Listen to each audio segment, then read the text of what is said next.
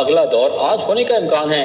مزید جان لیتے ہیں نمائندہ کی 21 نیوز ضمیر حسین ضمیر سے. جی ضمیر، اپڈیٹ کیجیے گا اس حوالے سے. یہ دھرنا جو ہے وہ جاری ہے اور باقاعدہ طور پر یہاں پہ موجود تمام لوگوں کا کہنا ہے کہ جب تک ہمارے قائدین کہیں گے ہم یہاں سے نہیں اٹھیں گے، چاہے ہمیں 1 مہینہ ہی بیٹھنا پڑے.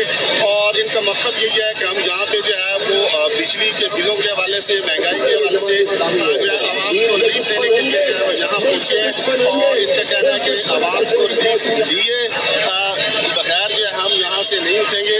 حکومت کی مذاکراتی ٹیم جو ہے وہ مذاکرات کرنے کے لیے باقاعدہ طور پر اسے رابطوں میں ہے اور مذاکرات کا دوسرا دور بھی جو ہے وہ چل رہا ہے اور باقاعدہ طور پر کوشش کی جا رہی ہے کہ عوام کو ریلیف دیا جائے اور پھر اس کے بعد یہ دھرنا جو ہے وہ ختم ہو. دھرنا جو ہے وہ جاری ہے اور آپ دیکھ سکتے ہیں کہ جماعت اسلامی کی جو لوگ ہیں وہ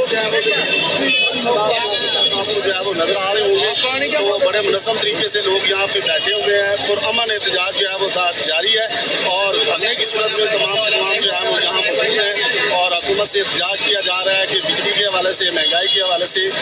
بہت شکریہ ضمیر حسین ضمیر، آپ ہمیں جماعت اسلامی کی